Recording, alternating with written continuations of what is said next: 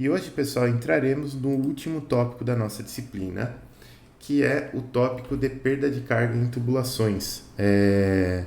Eu puxei essa aula teórica para hoje justamente para que a gente desse cabo de uma vez na teoria e agora, até a nossa avaliação, a gente tem pelo menos 4 aulas só de exercício dessa parte, que é super importante e, notícias boas, não é tão difícil quanto princípio da conservação da quantidade de movimento. Eu, particularmente, acho bem mais fácil. Só tem que pegar a manha, mas eu acho bem mais fácil.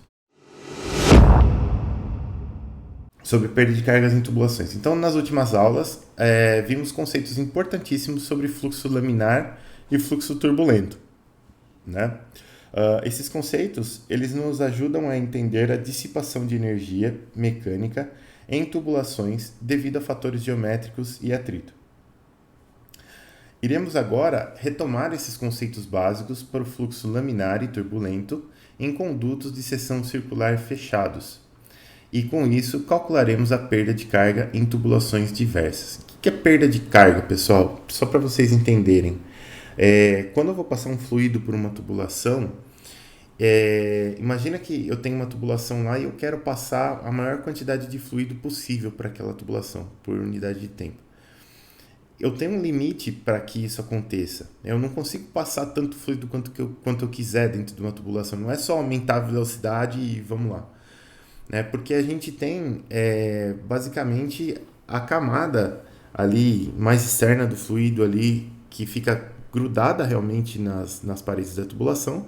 E entre essa camada externa e as camadas mais internas do fluido, a gente tem a viscosidade, né? A gente tem a tensão cisalhante, viscosidade, dissipação de energia. Então, o que acontece? Conforme eu tento aumentar a velocidade em uma tubulação, eu vou ter mais resistência. Da onde vem essa resistência ao fluxo? Vem do fato de que eu estou dissipando energia. Esse atrito, ele faz com que eu dissipe energia do fluido. E essa dissipação de energia não é brincadeira. Uma vez eu estava fazendo um teste numa empresa aqui de Jundiaí que se chama Sulzer. Um teste em uma bomba gigantesca. É uma bomba assim, tipo, o motor que toca a bomba tinha 5.000 cavalos de potência, sabe? É um negócio bem assim, a hora que ligava tremia o chão de verdade, assim. E a tubulação era uma tubulação que o diâmetro interno dela era 40 centímetros, né? Então era um tubo bem grosso, assim, bem largo, e passava água nessa tubulação a uma velocidade muito alta, porque essa bomba era muito potente. E por incrível que pareça, a água ela era puxada de um reservatório subterrâneo. A gente estava fazendo teste de madrugada, porque a rede elétrica da cidade só suporta esses testes se for de madrugada. Se for durante o dia, você derruba a rede elétrica da cidade. E a água passava na tubulação e conforme ela passava na tubulação, a água estava fria, bem fria, porque ela saía do reservatório subterrâneo ali, e mesmo assim a tubulação ficava quente. Não ficava fervendo assim, mas de você colocar a mão, você sentia a tubulação morna mesmo, sabe? A tubulação tipo uns 35 graus, assim. E por que isso acontece? Da onde que vem esse calor? Não era da água, a água estava fria. Esse calor vem do atrito, né? Entre a dissipação de energia ali da água com a tubulação. Então, quando eu tive essa experiência nesse dia, eu realmente parei de duvidar que esse negócio dissipava energia, porque dissipa mesmo, não é brincadeira, tá?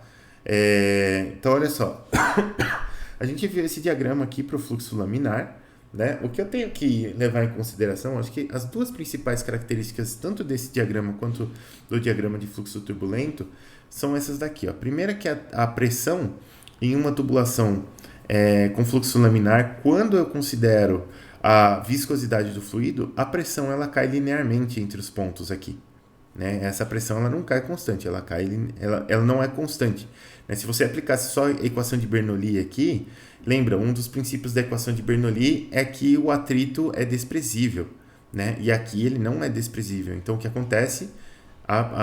Eu dissipo energia e essa pressão cai. Se eu conservasse energia, a pressão ficaria constante ao longo da tubulação. Aqui ela cai.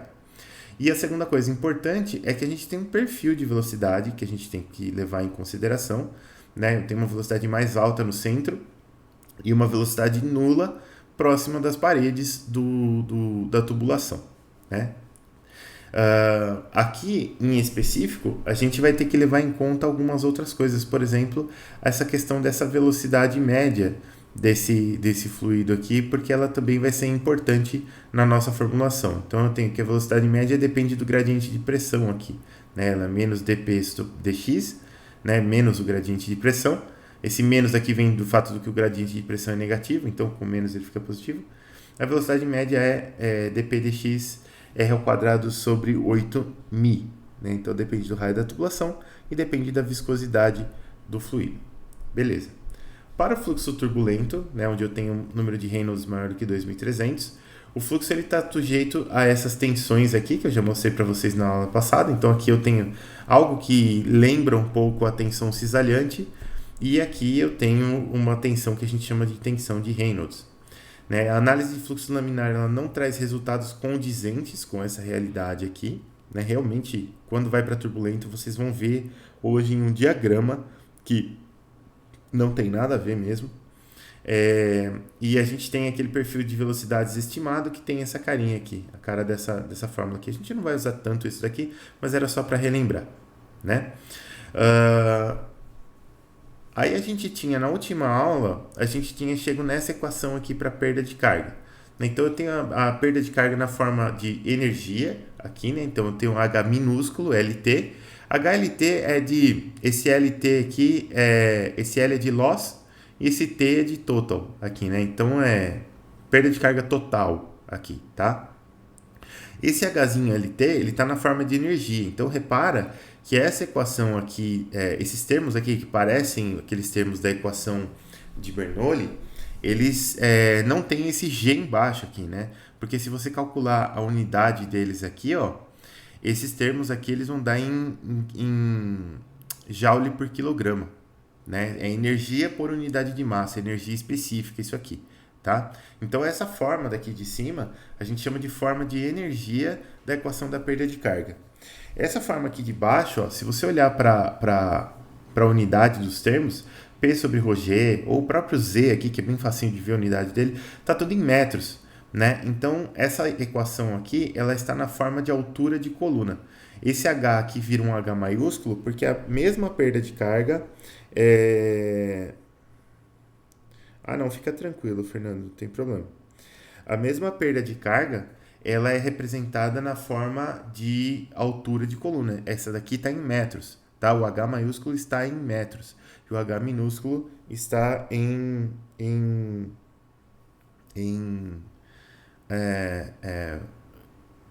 joules por quilograma, né? Então, se eu dividir joule por quilograma por metro por segundo ao quadrado, eu vou ter algo em metros, né? Só a gente cancelar umas unidadezinhas lá. Isso aqui é importante, porque às vezes a sua perda de carga está em uma unidade e você precisa passar para outra unidade. Então, você tem que saber como converter e tem essa questão do G aqui, que hora multiplica, hora divide, e você tem que saber fazer essa conversão. Temos também a questão do alfa aqui, né? Porque essa equação aqui, ela vem, na verdade, de uma integral onde a gente usa alguns dos termos de energia parecidos com a da equação de Bernoulli, e a pressão a gente consegue integrar bem, a elevação a gente consegue integrar bem, mas a velocidade não, né? Então a gente calcula o termo de energia cinética com a velocidade média ao quadrado. Obviamente esse termo aqui ele possui um erro e a gente multiplica ele por esse α2 para poder corrigir esse erro, né? Esse α2 ele é dado por 2 se a gente estiver falando em fluxo laminar, e ele é dado por esta fórmula esquisitona que a gente vai aproximar para 1, caso o fluxo seja turbulento. Essa aproximação para 1 é tão comum que às vezes essas fórmulas aqui nem colocam alfa, tá, pessoal? Mas a critério tem que colocar o alfa e tem que colocar a barrinha em cima do V, porque é a velocidade média, tá? Só para a gente ressaltar bem as diferenças aí. Mas basicamente, esse daqui é o resumo da última aula, exatamente da última aula, do final da última aula. Beleza. Então, para o fluxo laminar, o que a gente tem? Eu tenho aqui uma tubulação, ela tem um diâmetro D, eu deixo passar o comprimento de entrada da tubulação, e aí, depois que eu deixei passar, eu vou ter um fluxo totalmente desenvolvido aqui, e eu vou medir a pressão entre esses dois pontos aqui, ó. Esse delta de pressão, eu posso medir ele da seguinte forma. Eu posso medir ele como P1 menos P2 dividido por ΔL. Por que P1 menos P2? Porque eu sei que P1 é maior do que P2. Né? Então, meu ΔP aqui vai dar positivo. Então, P1 menos P2 dividido por L vai ser o meu gradiente de pressão. E para o fluxo laminar, esse gradiente de pressão, a gente tem a fórmula dele lá atrás. Né? Ele é dado por 8 μ V barra, que é a velocidade média, dividido por R ao quadrado. Beleza. Por que isso? Porque lembra que eu falei para vocês que aqui, ó, no fluxo laminar, aqui no fluxo laminar, olha o dp dx aqui, ó. Então eu posso passar esse 8.000 para cá, eu vou ter 8.000 barra dividido por r ao quadrado é igual a dp dx, né? Esse sinal de menos aqui vai sumir porque a gente troca o sinal. Já expliquei isso na aula passada também, para o ΔP ficar positivo. Então tá aqui. Eu posso trocar essa questão do raio por diâmetro, né? Porque o raio sobre 2 é o diâmetro. Então, eu vou passar um 4 multiplicando para cá. E o meu ΔP aqui, se eu passar o L multiplicando também, o meu ΔP, o meu gradiente de pressão aqui do ponto 1 para o ponto 2, ele vai ser dado por 32, que multiplica viscosidade, velocidade média, comprimento, dividido por diâmetro ao quadrado. Beleza. A perda de carga aqui, ó, para essa tubulação aqui, ela vai ser a perda de carga igual a P sobre ρ, mais V ao quadrado sobre 2. Faltou sobre 2 aqui, né? Ah, não faltou sobre 2 não. Por que não faltou sobre 2 aqui? Porque não tem o alfa, né? O que acontece? Lembra aqui da fórmula anterior, ó? O alfa para o fluxo laminar ele é 2. Então, vai cortar o alfa 2 com 2 e o alfa 1 com 2 também, tá? Então, a minha perda de carga para essa tubulação ela seria P sobre ρ mais V barra ao quadrado, V2 barra ao quadrado, mais GZ2, menos P1 sobre ρ mais V1 barra ao quadrado, mais GZ1. Beleza. As diferenças de pressão aqui, pelo menos eu tenho, né? Olha a formulinha aqui, ó. Então, a gente consegue falar, ó. E outra coisa. Se eu fizer uma análise de volume de controle aqui, para controlar a massa que entra e a massa que sai, massa que entra é igual a massa que sai, diâmetros são iguais, então as velocidades são iguais. Esse termo vai cancelar com esse termo, porque as velocidades são iguais. Não tenho nenhum ganho de elevação, então GZ2 cancela com GZ1. Eu vou ficar só com HLT igual a P2 menos P1 sobre ρ. P2 menos P1, a gente sabe que vale quanto? Exatamente isso daqui, ó. 32 μ V barra L sobre D ao quadrado. O ρ vem depois. Nossa, veio uma mensagem agora. Peraí.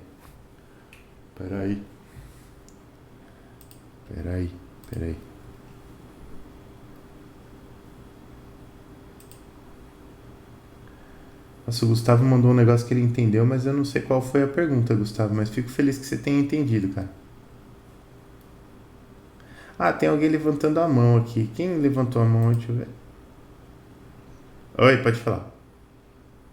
Oi, pode falar.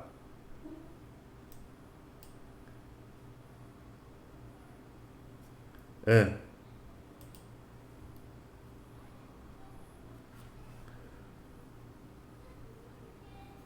Uhum. Uhum. Uhum. Uhum.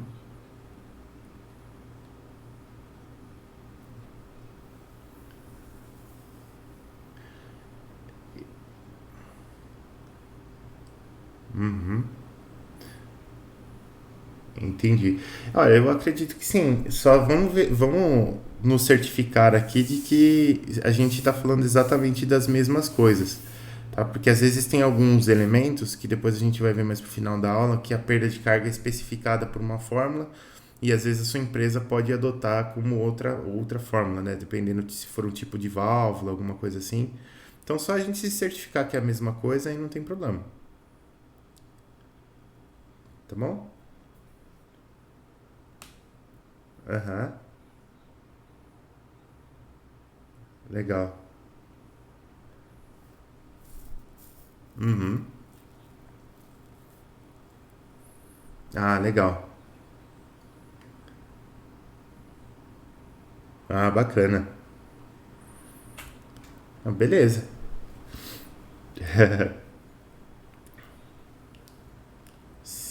Sim, com certeza. Nada, imagina. Então, beleza, ó. A gente estava aqui na perda de carga. Essa perda de carga aqui, ó, né, é só a gente substituir a expressãozinha aqui que a gente calculou. Tem o sinalzinho de menos do P1 menos P2 aqui, não vamos se importar com ele agora.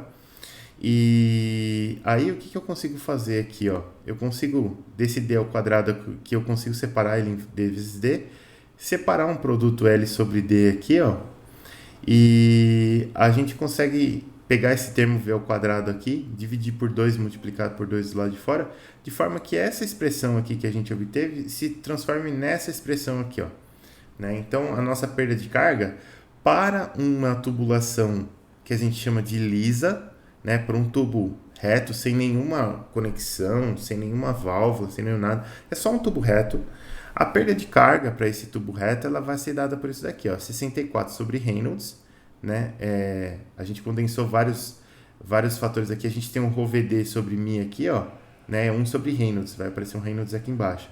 Então, vou ter 64 sobre Reynolds, L sobre D, né? Comprimento da tubulação dividido pelo diâmetro, velocidade média ao quadrado dividido por 2. Né? Guardem isso daqui porque vocês vão ver que o negócio é muito bacana. No final da aula vai aparecer um negócio bacana com isso daqui. Então, beleza. Essa é a perda de carga para uma tubulação lisa. E aí? Se a gente for para o fluxo turbulento, agora chegamos nele, diferente do fluxo laminar, as fórmulas para o fluxo turbulento não são possíveis de se obter analiticamente. Né? Porém, a gente pode utilizar o quê? Análise dimensional. Então, olha só, a gente sabe, né, que a queda de pressão numa tubulação, que vai ser o ΔP igual a P1 menos P2, é uma função desses parâmetros aqui. Ó. A gente sabe que ela pode variar, né, a queda de pressão, ela pode variar com a velocidade média, comprimento da tubulação, diâmetro da tubulação, viscosidade do fluido, densidade do fluido. E a única coisa que está de diferente, que a gente não viu ainda, mas precisa colocar aqui para fluxo turbulento, é esse Ezinho. Esse Ezinho, ele é a rugosidade da superfície interna da tubulação, e ele é dado em metros. Né? Então, ele é mais ou menos uma medida do quanto que a superfície interna da tubulação é rugosa. Né? Isso daqui é dado em... na verdade, está aqui em metros, né? Porque a gente tem que colocar isso aqui em metros, mas a gente mede isso aqui em microns, né? E depois transforma para metros, evidentemente. Mas a gente vai usar essa rugosidade aqui, ó, a única coisa que não aparece no fluxo laminar, né? Porque essa rugosidade aqui, ela, em altas velocidades, ela é capaz de induzir um pouco daquelas tensões de Reynolds, né? Então é importante que a gente entre com ela aqui em consideração. Então, olha só, dessa forma a gente pode fazer a análise dimensional utilizando os parâmetros ρ, V e D como parâmetros de repetição e chegaremos a esses grupos adimensionais aqui. Ó. Né? Então, vou chegar num grupo adimensional que é o ΔP dividido por ρ, V barra ao quadrado. E aqui, esse grupo adimensional aqui é mais ou menos a relação entre a pressão estática e a dinâmica no fluido. Depois a gente tem um parâmetro adimensional que é o L sobre D, que é a gente chama de comprimento específico da tubulação, né? O comprimento dividido pelo diâmetro. Depois a gente tem o parâmetro adimensional π3, que é 1 sobre Reynolds. Lembra que a gente já fez alguns exercícios no passado, esse 1 sobre Reynolds aparece pra caramba, né? E aqui ele aparece também.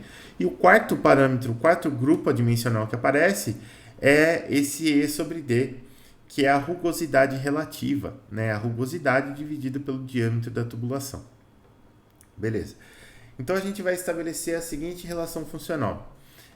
Como eu sei que um parâmetro aqui depende de uma função dos outros todos, eu vou pegar um parâmetro aqui, que vai ser esse ΔP dividido por ρV ao quadrado, e eu vou dizer que ele é uma função desses outros parâmetros aqui. Ó. Ele é uma função do número de Reynolds, ele é uma função do comprimento específico da tubulação e ele é uma função da rugosidade relativa, né? O número de Reynolds é o inverso desse parâmetro aqui. Ó. Então, esse parâmetro ele vai ter uma relação funcional com esses outros três. É a relação mínima entre parâmetros que a gente consegue obter com o teorema de Buckingham-Pai. Se a gente pegar essa expressão aqui, esse ΔP sobre ρ, o que ele era lá atrás? Olha só. Volta. ΔP sobre ρ, olha aqui, ó, ΔP sobre ρ. Essa aqui é a minha perda de carga na forma de energia, né? Então, ΔP sobre ρ, ele é a mesma coisa que a perda de carga, né? Então, o ΔP sobre ρv ao quadrado é perda de carga dividido pela velocidade média ao quadrado, né? Então, a gente só reorganizou esse termo aqui e colocou aqui. Beleza. E agora? A gente sabe que a perda de carga ela é proporcional ao comprimento do tubo. Então, eu posso reorganizar a equação encontrada da seguinte forma, né? Eu vou ter aqui, ó, HLT, eu tinha HLT sobre V barra ao quadrado, eu coloquei um meio aqui, ó, de V barra ao quadrado. Não muda nada se eu adicionar uma constante multiplicando o parâmetro de baixo aqui, né? Ele vai, esse parâmetro aqui ele vai continuar sendo adimensional, e aí o efeito que eu gerei por adicionar essa constante aqui, depois ele se corrige aqui do outro lado. A ideia aqui qual que foi? A ideia foi a seguinte, bom, se eu adicionar 1 metro de tubulação na minha tubulação, eu vou ter uma perda de carga X. Se eu duplicar esse comprimento de tubulação, eu vou ter uma perda de carga que tem que ser 2 vezes maior. Isso tem que ser proporcional. Então, esse L sobre D que estava dentro da relação funcional aqui, ó, ele saiu para fora. Por que ele saiu para fora? Porque a hipótese aqui é que a perda de carga seja diretamente proporcional a ele. Né? Então, vai ser isso aqui multiplicado por alguma coisa. Se o comprimento da tubulação for 0, a perda de carga é 0. Se for 1, a perda de carga vai ser x. Se for 2, vai ser 2x e assim por diante. Então, ele sai para fora. E aí, a gente fica com uma relação, com uma função aqui, essa função φ' aqui, ela é uma função do número de Reynolds e da rugosidade relativa. Ela é uma função de 2 parâmetros, única e exclusivamente 2 parâmetros. E aí que a coisa fica legal, porque esses 2 parâmetros aqui, essa função de 2 parâmetros, você consegue levantar experimentalmente. A gente vai chegar lá. Então, olha só, essa função aqui, ó, φ' de Reynolds e rugosidade relativa, ela é definida como um fator de atrito F, né? Então, eu posso reorganizar essa equação aqui, ó. Se eu quiser isolar, por exemplo, a minha perda de carga, eu posso passar esse meio V ao quadrado para lá, né? Esse φ' de Reynolds e rugosidade relativa eu posso chamar de F, que é o fator de atrito. Então, aqui eu tenho V quadrado sobre 2, que vai multiplicar L sobre D, que vai multiplicar F, que está aqui, ó. Perda de carga é F, L sobre D, V ao quadrado sobre 2. Olha só que legal agora, ó. Para o fluxo laminar, qual que era a minha perda de carga de um tubo reto? 64 sobre Reynolds, L sobre D, V ao quadrado sobre 2. Se eu pegar um fluxo turbulento, qual que é a minha perda de carga pela análise dimensional agora? F, L sobre D, V ao quadrado sobre 2. Olha que legalzinho. Então, se o seu fluxo for laminar, esse F aqui, esse fator F aqui, que a gente chama de fator de atrito, ele vai valer exatamente 64 sobre Reynolds. Exatamente 64 sobre Reynolds. E se você tiver em um fluxo turbulento, esse fator F aqui, ele vai ser uma função que a gente vai ter que calcular. Essa função aqui, ó, para a gente saber a forma da função do fator de atrito, aliás, deixa eu ler o que está escrito aqui, depois eu explico. Basta saber a forma da função do fator de atrito para determinar a perda de carga. Essa função é dada em um diagrama chamado diagrama de Moody, né? Então, o que aconteceu aqui? Para levantar o diagrama de Moody, eu tenho que variar 2 coisas. Eu tenho que variar o número de Reynolds e a velocidade como é que chama? E a rugosidade relativa. O número de Reynolds, se você olhar, ele aparece no fluxo laminar, mas a rugosidade relativa não aparece aqui. No fluxo turbulento, a rugosidade relativa vai ter uma determinada importância aqui que a gente vai ver. Então, o que vários cientistas já fizeram, a começar pelo seu Moody, né? Pegou várias tubulações, ele foi variando a rugosidade interna dessa tubulação através de diversos artifícios, passou fluido por essa tubulação a um número de Reynolds controlado e mediu a perda de carga para todas essas tubulações e foi medindo para encontrar fator de atrito. para todas as tubulações. Vai, vai, vai. E aí, depois que isso foi feito, encontrou-se uma fórmula empírica para esse F aqui, em função do número de Reynolds da rugosidade relativa, né? E aí, a gente tem o diagrama de Moody. Esse diagrama de Moody, hoje, ele é calculado inteiramente com base nas fórmulas empíricas, né? Mas, um dia, ele já foi medido. O diagrama de Moody, ele tem essa cara aqui, ó, tá? Ele não é direto de usar, não é tão fácil de usar, mas vocês vão ver que com um pouco de prática a gente consegue usar. Então, olha só, no eixo X, o que, que eu tenho? O eixo X está em escala logarítmica, tá? Então, eu preciso ter um pouco de cuidado para ler esse eixo X aqui.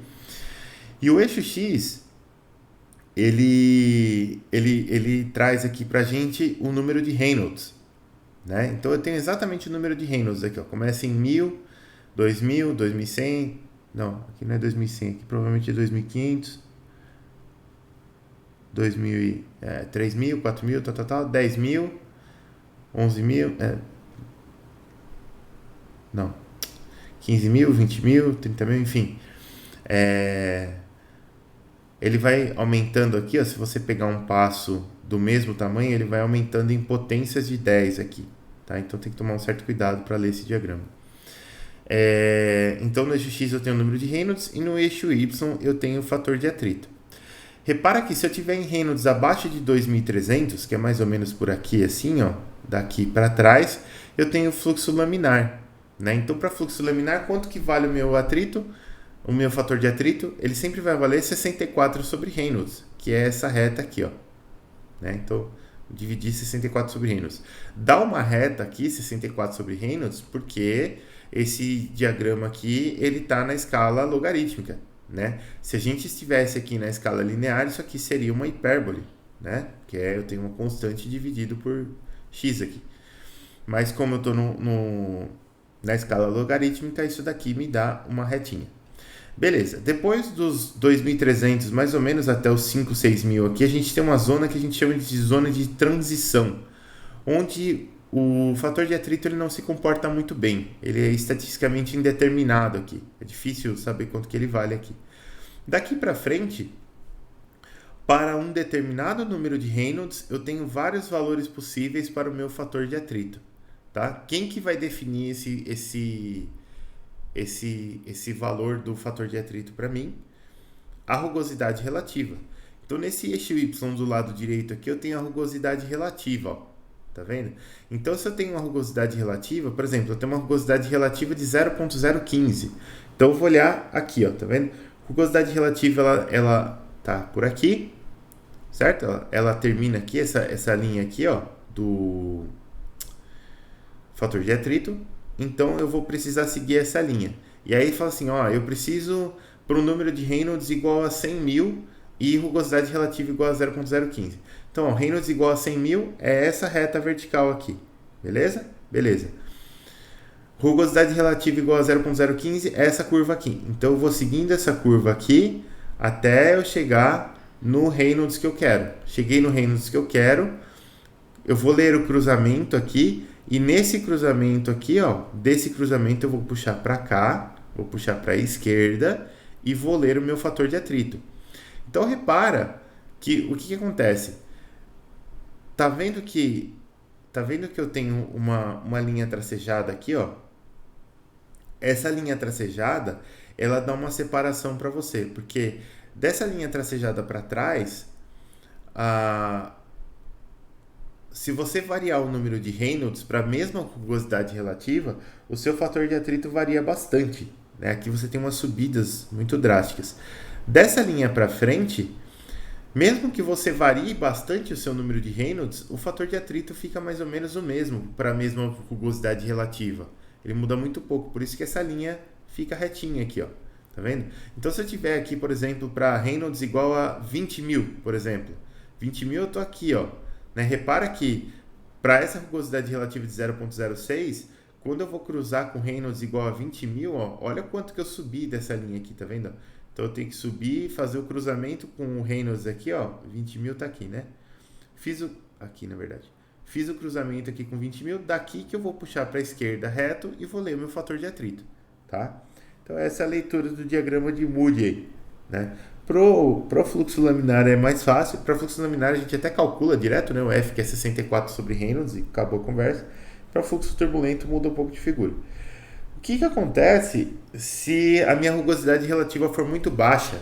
Ou se a gente falar que a gente possui um tubo cuja rugosidade interna é desprezível, uma tubulação realmente lisa, né? Imagina que você tem um tubo polido por dentro.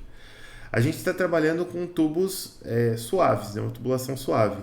E se a sua tubulação for suave, você vai seguir essa linha de tendência aqui de baixo, ó, né? Para um determinado número de Reynolds, você tem uma envoltória que passa por baixo desse gráfico aqui, ó, que ela vai representar para você a menor rugosidade relativa que você pode ter, né? Então você teria que cruzar aqui o seu número de Reynolds com quem está aqui embaixo para encontrar o seu fator de atrito.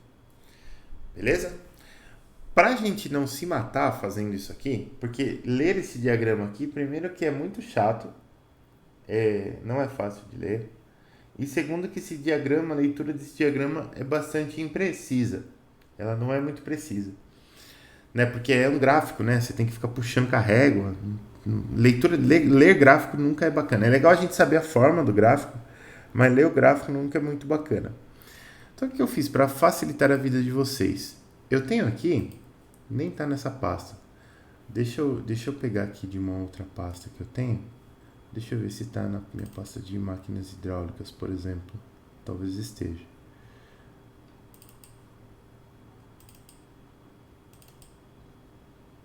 Aqui, ó. Folhinha de diagrama de Moody.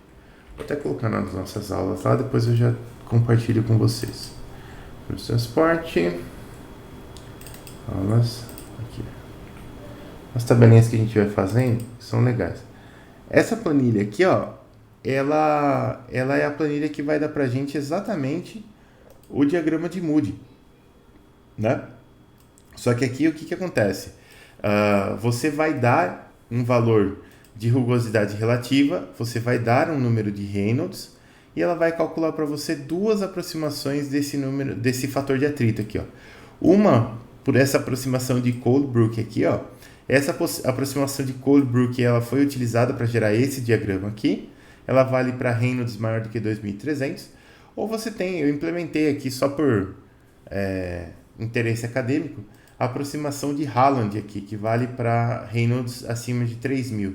Se você trabalhar com um número de Reynolds muito alto, você vai ver que essas duas elas convergem bem, né? E se você trabalhar com um número de Reynolds mais baixo, sei lá, elas já dão uma diferença mais perceptível, né? Mas enfim, e você pode trabalhar aqui com rugosidade relativa a zero, que é o cano extremamente liso. Você pode colocar com uma rugosidade relativa maiorzinha. Enfim, você vai tendo os valores de fator de atrito aqui para você usar. Normalmente a gente sempre vai usar esse primeiro aqui, tá? Eu coloquei o segundo só para a gente comparar mesmo, mas normalmente a gente usa o primeiro, tá? Então aqui, ó, em vez de ter que se matar aqui com gráfico de diagrama de Moody, a gente vai usar a nossa super tabelinha bacanosa aqui, tá? Eu fiz uma implementação aqui para realmente calcular esse negócio. Deixa eu fechar aqui, depois eu disponibilizo com vocês. Então olha só, agora que a gente já viu isso daqui, a gente precisa entrar agora na perda de carga de diversos elementos, né? Então a gente tem perdas de carga que são perdas de carga concentradas, né?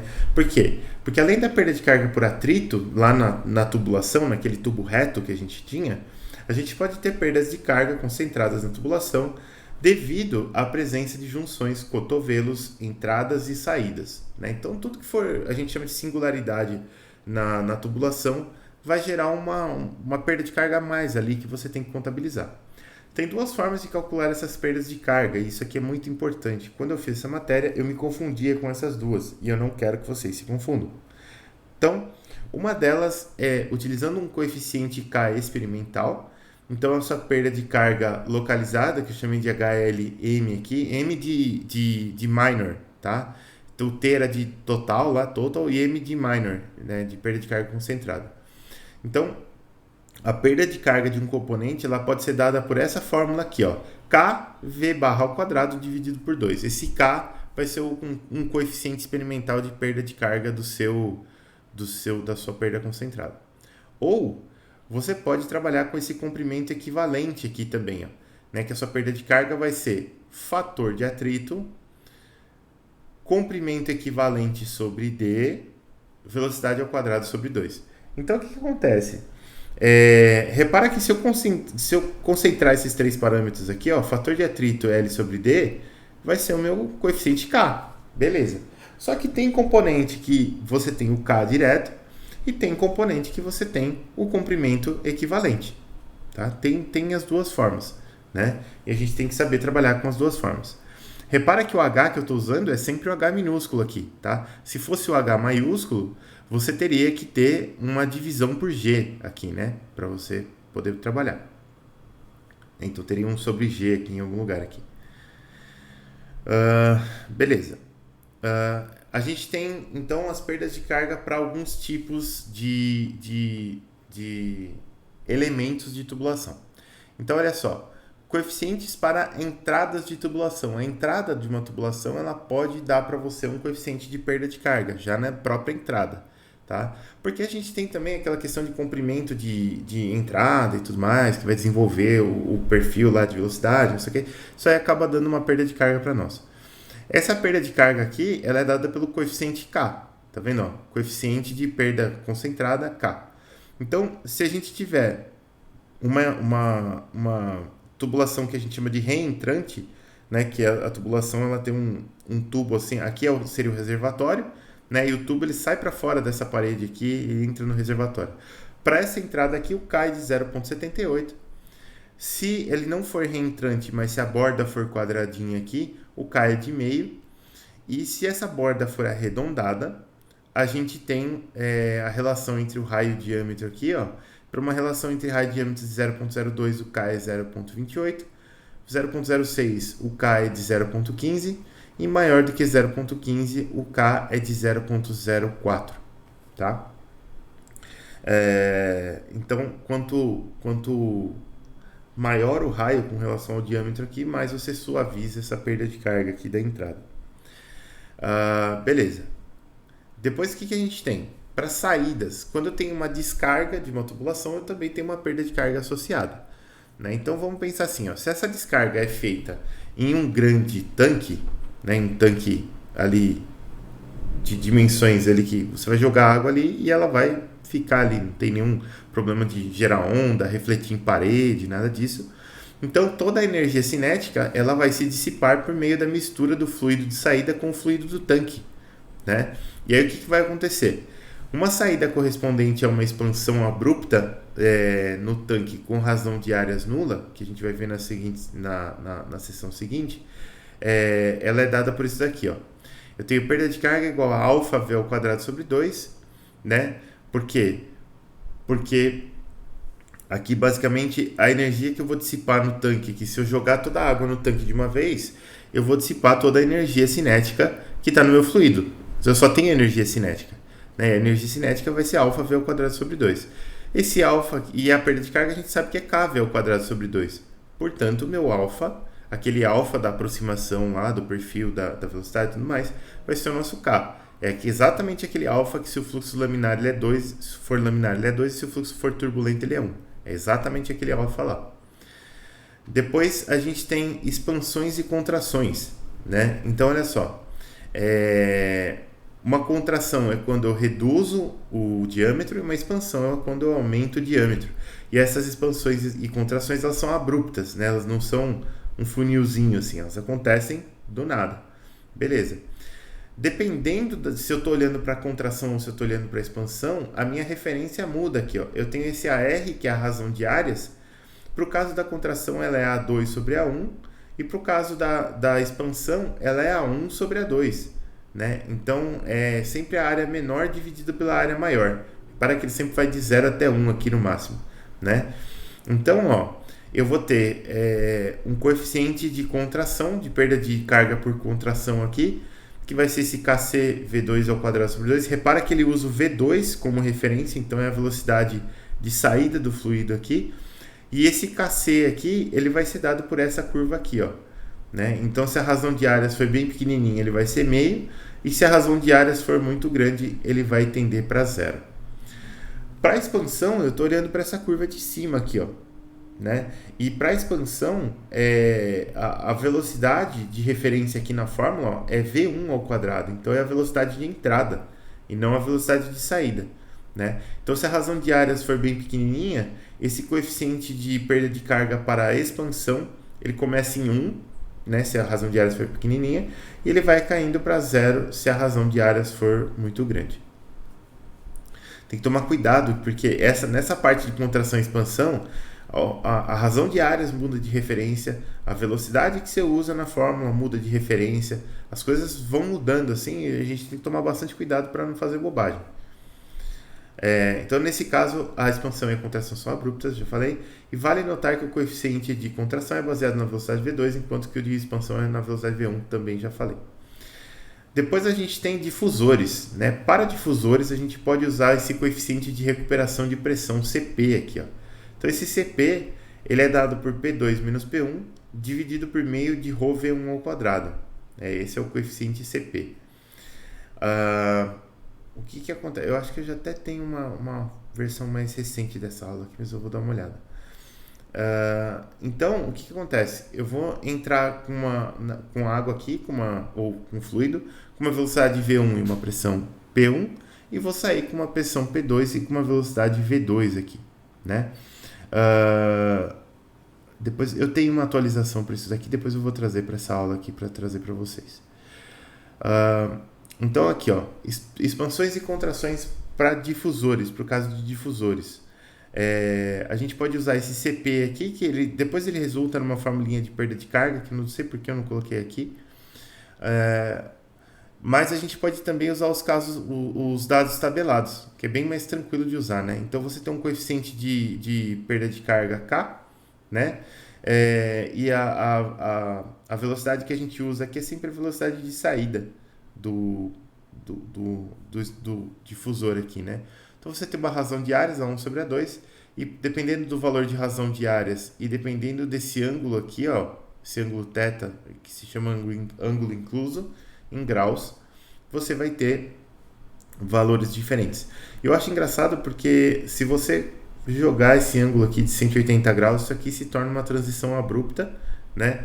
E é engraçado porque os valores não batem muito bem com a contração, né? Dá meio fora aqui. Mas tudo bem, né? Depois a gente tem expansões e contrações para o caso de difusores, né? Então, para casos práticos, esse alfa ele vai ser igual a 1 e a gente vai ter sempre zero elevação, porque o difusor é pequenininho. Então, a gente pode aplicar essa equação da perda de carga aqui para calcular o K direto, né? Talvez esteja aqui, aquela parte que eu achei que não estava.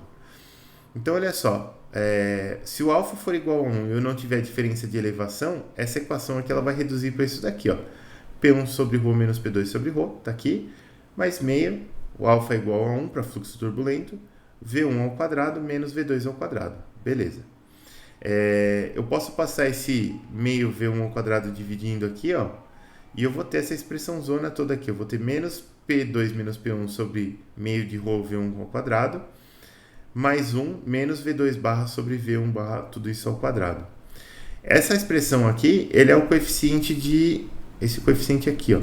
Esse coeficiente de contração aqui, esse CP, né? Então, você consegue incluir esse CP aqui na fórmula da perda de carga. Eu tenho menos CP mais 1 menos A1 ao quadrado sobre A2 ao quadrado. Por quê? Porque a razão de velocidades aqui, como o volume de controle está em regime, ela vai ser exatamente a razão de áreas invertida, né? Então, a gente só substitui aqui na continha. Então, o que eu consigo fazer, ó, para expansões e contrações ainda em difusores? A nossa perda de carga, se eu reorganizar essa equação aqui, ela vai dar isso aqui, ó. Eu vou ter 1 menos razão de áreas ao quadrado menos CP, que multiplica V1 ao quadrado sobre 2, vai ser igual ao KV1 ao quadrado sobre 2. Então, essa expressão que a gente tem aqui, ó, né, que envolve o coeficiente do difusor e a razão de áreas, ela vai me dar o meu K da perda de carga, né? O K é esse cara aqui, ó. Beleza. Agora sim, por isso que eu estava falando lá atrás, eu achei que eu não tinha posto isso aqui nas aulas, mas eu coloquei sim. Para um difusor, você pode usar esse CP aqui, ó, porque você consegue calcular o CP. Depois que você calcula o CP, você consegue calcular o K do difusor, né, para perda de carga. Em vez de usar essa tabela aqui, ó. Tabela aqui. Em vez de usar essa tabela. Dá certo também. Depois para dobras e joelhos, né? Então, para dobras e joelhos, o que você tem aqui? Você tem um comprimento equivalente e você tem um raio relativo aqui, né? Raio relativo é o raio da curva dividido pelo diâmetro da tubulação. Então, para um determinado raio, eu vou ter um determinado comprimento equivalente. Aqui ele já te dá o L sobre D direto aqui, ó. Né? Então, é só você buscar na curva aqui o valor equivalente. E para uma deflexão, que é esse, como se fosse um cotovelinho aqui, a gente também tem aqui, ó, o ângulo da deflexão está aqui embaixo, e aí você tem um comprimento equivalente aqui da deflexão aqui em cima.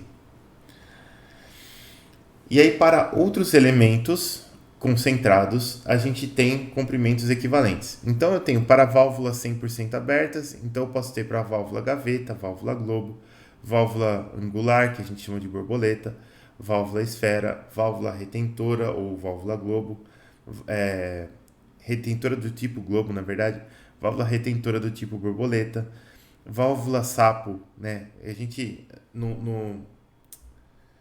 na literatura chama de válvula pé, mas normalmente a gente chama de válvula sapo, né? Com êmbolo, válvula sapo com disco pinado.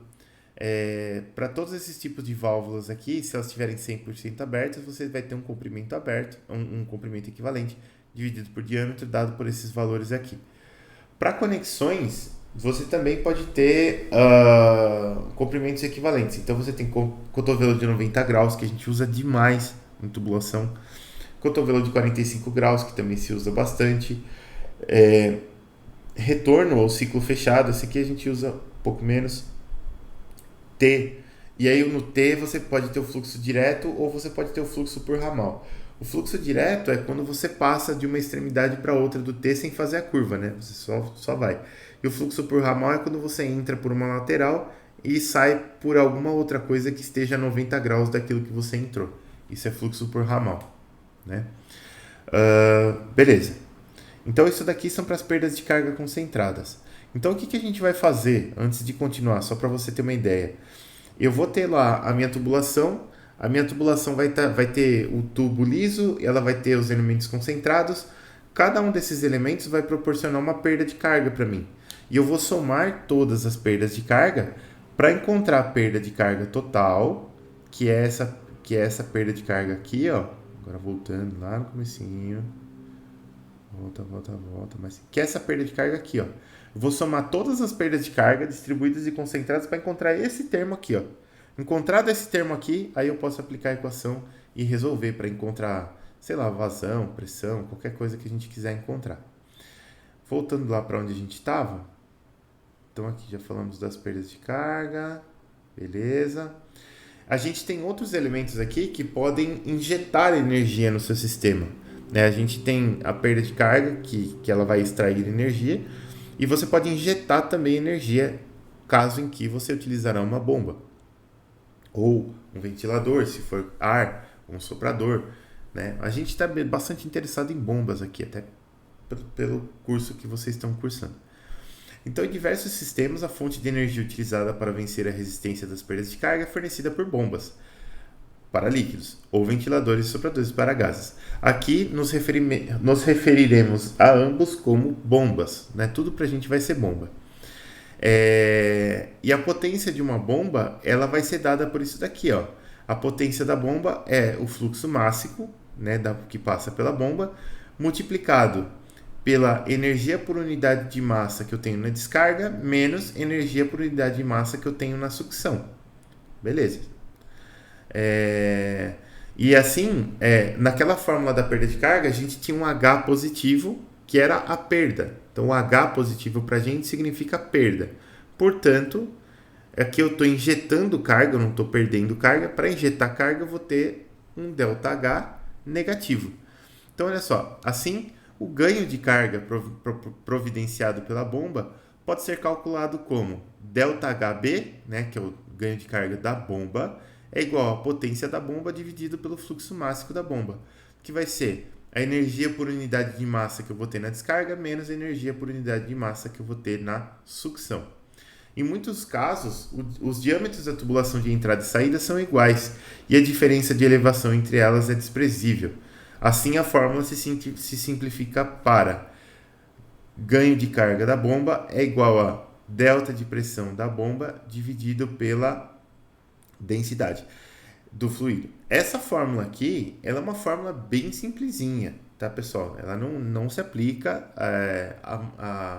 na vida real, a gente usa muito pouco, né? Ninguém olha para o ΔP da bomba, todo mundo olha para a potência da bomba, né? Mesmo porque você tem alguns fatores de perda da bomba, você tem outras questões como eficiência de rotor, tem várias curvas de bomba que a gente tem que ver, tem que calcular o NPSH da bomba. NPSH basicamente é a pressão negativa que você tem na entrada da bomba, ela não pode ser muito grande porque senão você vai transformar essa água em vapor e aí vai ter cavitação e aí você vai destruir a sua bomba, o seu rotor da bomba, né? Mas aqui no caso, a gente, né, para uma aproximação bem simples, a gente consegue calcular esse ΔP da bomba, que é o diferencial de pressão, e com esse ΔP, se a elevação interna da bomba for desprezível, e se o ganho de velocidade entre sucção e descarga também for desprezível, se for o mesmo diâmetro, que normalmente não é, mas se for o mesmo diâmetro, então a gente vai ter só um ΔP lá na bomba, gerando esse ganho de carga aqui, ó, né? Então, combinando as expressões abaixo, o meu ganho de carga da bomba é a potência dividido pela massa, pelo fluxo máximo, né, que é a potência dividido por densidade, que multiplica vazão volumétrica, isso no caso em que o fluido for incompressível, que é o que a gente está estudando. E o ΔHB vai ser também o ΔP sobre ρ. Então, se a gente combinar essas duas equações aqui, a gente conseguiria calcular a potência da bomba por uma fórmula bem simples aí, dada pela vazão que multiplica o delta de pressão da bomba, né? Então, vazão volumétrica vezes delta de pressão vai me dar a minha potência da bomba. E você pode também definir uma certa eficiência, né? Aqui está bem simplesinho, mas a eficiência da bomba ela vai ser a potência que a bomba injetou no seu fluido dividido pela potência que você injetou na bomba, né? A relação entre essas duas, que é menor do que 1 sempre, vai ser a sua eficiência da bomba, né? E aí, finalmente, a gente pode incluir esse ganho de carga da bomba na equação da perda de carga. Então, lembra, se eu tinha só o HLT aqui, ó, isso aqui é perda de carga. Se a bomba injeta energia, ela vai entrar aqui como uma parcela negativa. E olha como é simplesinho. Ela só entra como uma parcela negativa aqui, ó, sem dó. Então, eu vou ter energia por unidade de massa na seção 1 menos energia por unidade de massa na seção 2 vai ser igual. Lembra, seção 1 ela é sempre a primeira, que vem primeiro na tubulação, e a seção 2 é a que vem depois. Então, se eu passei pela tubulação, eu perdi energia. Então, a energia que eu tinha no começo menos a energia que eu tenho no final vai ser uma perda positiva de energia. Ou se eu tiver uma bomba lá no meio, vai ser a perda que eu tive no trajeto, menos o quanto de energia que a minha bomba injetou por unidade de massa. Tá? Então, essa equação aqui ela tem esse significado.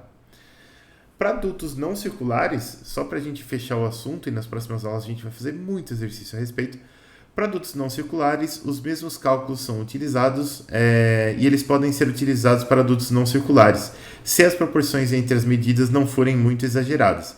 Por exemplo, uma seção retangular, uma relação entre os lados não deve exceder 4 vezes. Né? Então, se eu tenho, por exemplo, um tubo que é quadrado, beleza, não tem problema nenhum. Agora, se eu tenho um tubo que ele tem, por exemplo, 10 centímetros de largura por 2 centímetros de altura, ele já não está muito próximo de um círculo nem de um quadrado, né? Já é um negócio esquisito, então não daria para usar essa aproximação para dutos não circulares aqui. Mas caso essas relações não sejam muito exageradas, você consegue calcular algo que a gente chama de diâmetro hidráulico, né? Então, esse diâmetro hidráulico, ele é definido por DH, que é o diâmetro hidráulico, é igual a 4 vezes a área dividido pelo perímetro da sua figura geométrica. Então, vamos dizer que por algum motivo X, o seu cano, o seu tubo é um hexágono, por exemplo. Beleza. 4 vezes a área dividido pelo perímetro vai me dar o meu diâmetro hidráulico daquele hexágono. E aí, em vez do diâmetro, sei lá, qualquer medida física que seja, você vai utilizar esse diâmetro hidráulico para fazer todas as suas contas, tá? Isso aqui é bastante usado, por exemplo, quando você vai fazer duto de ar, né? Se você tem um ar-condicionado central e você vai mandar ar gelado para as partes do prédio lá, sei lá, o duto de ar normalmente ele é quadrado, né? A seção é quadrada, a seção não é circular. Então você pode usar isso daqui tranquilamente. E aí a gente tem algumas rugosidades aqui medidas, né, para determinados materiais. Por que eu tenho rugosidades medidas? Porque lembra que a minha perda de carga ela vai depender da rugosidade relativa. Então, vou ter que pegar a rugosidade que está aqui e dividir pelo diâmetro. E toma cuidado que essa rugosidade está em milímetros. Você tem que passar para metros antes de dividir pelo diâmetro, se o diâmetro também estiver em metros. Ou você tem que passar o diâmetro para milímetros para você dividir essa rugosidade que está em milímetros pelo diâmetro. Então, você tem aqui para aço rebitado de 0,9 até 9 milímetros de rugosidade, depois concreto de 0,3 a 3 milímetros, enfim, vários aqui, aço comercial 0,046 milímetros e aí até aqui para um tubo trefilado 0,0015 milímetros, tá, de rugosidade. 0,0015 milímetros é 1,5 micron, tá? Então só para vocês terem uma ideia que isso aqui pode chegar a micron facilmente. Aí tem exercício, pessoal. Não vai dar tempo de resolver exercício hoje. A gente já vai começar os exercícios na sexta-feira. E depois a gente vai seguir com vários exercícios. Tem 7 exercícios nessa aula aqui, ó. Que bonitinho. Pra gente resolver. E resolveremos eles e mais alguns antes da nossa avaliação. Belezura, minha gente? Muito obrigado por ter assistido esse vídeo até aqui. Se você chegou até aqui e gostou do conteúdo, considere se inscrever no canal, deixe seu like, deixe suas dúvidas aí nos comentários e compartilhe esse vídeo com o máximo de amigos possíveis, porque isso me ajuda muito a fortalecer esse canal, tá bom? Muito obrigado, galera, e até o próximo vídeo.